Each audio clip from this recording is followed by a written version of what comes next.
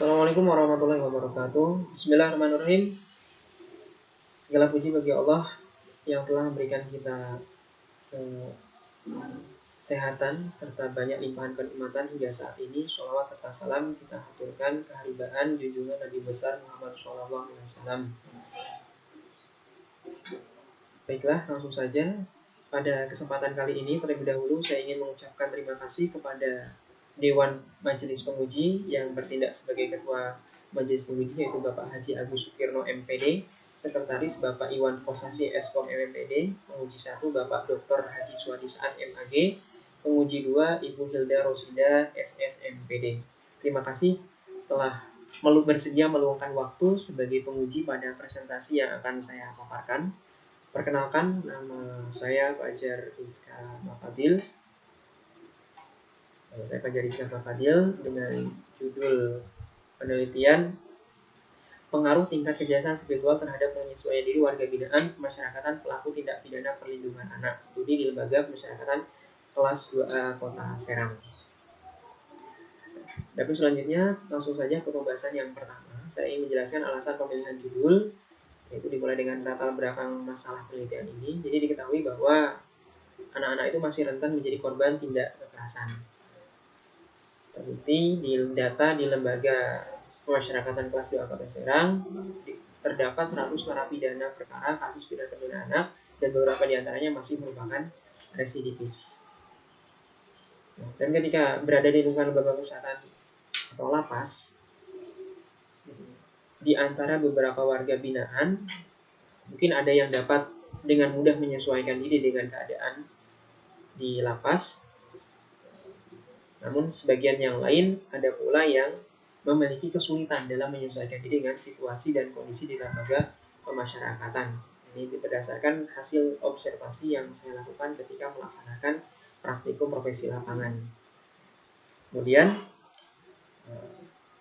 namun pada dasarnya ketika seseorang itu cerdas secara spiritual, maka semestinya akan mampu untuk bisa dia yang secara spiritual akan mampu untuk bisa menghargai dirinya sendiri maupun orang lain. Dia dapat memahami perasaan terdalam orang-orang di sekelilingnya dan semua hal tersebut yang menjadi kunci keberhasilan individu dalam menjalani kehidupan di masa mendatang. Berdasarkan latar belakang masalah yang saya jelaskan tadi di atas, saya menetapkan rumusan masalah sebagai berikut. Yang pertama, bagaimana tingkat kejelasan spiritual warga binaan pemasyarakatan pelaku tindak pidana perlindungan anak di Lembaga Pemasyarakatan kelas 2 Kota Serang. Yang kedua, bagaimana penyesuaian diri warga binaan pemasyarakatan pelaku tindak pidana perlindungan anak di Lembaga Pemasyarakatan kelas 2 Kota Serang. Dan yang ketiga, adakah pengaruh tingkat kejelasan spiritual terhadap penyesuaian diri warga binaan pemasyarakatan pelaku tindak pidana perlindungan anak di Lembaga Pemasyarakatan kelas 2 Kota Serang. Nah, adapun tujuan yang diharapkan dari penelitian ini yaitu untuk mengetahui tingkat kejelasan spiritual para warga binaan pemasyarakatan. Yang kedua, untuk mengetahui kemampuan penyesuaian diri warga binaan. Yang ketiga, untuk mengetahui ada tidaknya pengaruh tingkat kejelasan spiritual terhadap penyesuaian diri warga binaan pemasyarakatan yang melakukan tindak pidana perlindungan anak. Dan selanjutnya sedikit saya ingin menjelaskan terkait 3 kata kunci dalam penelitian ini: kecerdasan spiritual, penyesuaian diri, dan yang terakhir yaitu warga binaan pemasyarakatan pelaku tindak pidana perlindungan anak. Nah, untuk penjelasan spiritual bisa dilihat di sebelah kiri saya ini bahwa kemampuan atau keterampilan dari dalam diri manusia yang memungkinkannya memberikan intuitif. Lebih sederhananya adalah jadi kecerdasan spiritualnya adalah kemampuan individu untuk mengatasi berbagai problem kehidupan dalam setiap situasi dan kondisi. Dan salah satu tokoh yang mempopulerkan kecerdasan spiritual, Khalil Hafari, menjelaskan bahwa ada 3 aspek yang dapat dipergunakan untuk mengukur tingkat kecerdasan spiritual seseorang. Bisa dilihat, itu ada kecerdasan spiritual keagamaan, aspek spiritual keagamaan, yang kedua relasi sosial keagamaan, dan yang ketiga etika sosial. Selanjutnya, untuk penyesuaian diri adalah suatu proses yang berlangsung sangat lama rentang kehidupan manusia yang berkaitan erat dengan upaya manusia agar selalu bisa mewujudkan keseimbangan atas dirinya dengan setiap situasi dan kondisi yang dihadapi. Nah, ada 4 aspek yang dijelaskan di Smita terkait penyesuaian diri, yaitu kematangan sosial, kematangan intelektual, kematangan emosional, dan tanggung jawab. Nah, untuk pengertian dari warga binaan pemasyarakatan pelaku tindak pidana perdagangan anak, bisa dilihat di slide yang saya tampilkan ini. Intinya warga binaan itu adalah mereka yang tengah menjalani masa hukuman, yang mendapatkan putusan hukuman dari peradilan dan harus menjalani hukuman di lapas. Adapun pelaku tindak pidana perdagangan anak, yang mereka yang terlibat kasus tindak pidana yang berkaitan dengan peraturan perundang-undangan nomor 35 tahun 2014 tentang perlindungan anak. Nah, adapun kerangka pemikirannya kurang lebih seperti ini. Jadi warga binaan pemasyarakatan pelaku tindak pidana perdagangan anak ditempatkan di lapas memiliki tujuan seperti tersebut. Lalu ketika seseorang cerdas secara spiritual, dia akan mampu memiliki penyesuaian diri yang baik. Kemudian ketika dia memiliki penyesuaian diri yang baik dan cerdas secara spiritual, akan mampu mengatasi permasalahan-permasalahan yang timbul ketika berada di lapas. Selanjutnya, untuk paradigma penelitian dari yang saya lakukan, yaitu kecerdasan spiritual akan berpengaruh terhadap penyesuaian diri, sehingga dari kerangka pemikiran dan paradigma penelitian yang saya tetapkan di atas, saya membuat hipotesis penelitian sebagai berikut. Hipotesis kerjanya bahwa terdapat pengaruh yang positif dan signifikan antara kecerdasan spiritual dengan penyesuaian diri pelaku tindak pidana perlindungan anak. Yang hipotesis nolnya, tidak terdapat pengaruh yang positif dan signifikan antara kecerdasan spiritual dengan penyesuaian diri pelaku tindak pidana perlindungan anak. Selanjutnya, berikutnya terkait metodologi penelitian yang saya lakukan. Penelitian saya merupakan metode penelitian kuantitatif dengan subjek penelitian demikian. Kemudian jenis data yang saya kumpulkan, karena memang metode penelitian kuantitatif, data yang saya kumpulkan adalah data kuantitatif, yaitu data yang berwujud angka dan dianalisis menggunakan statistik.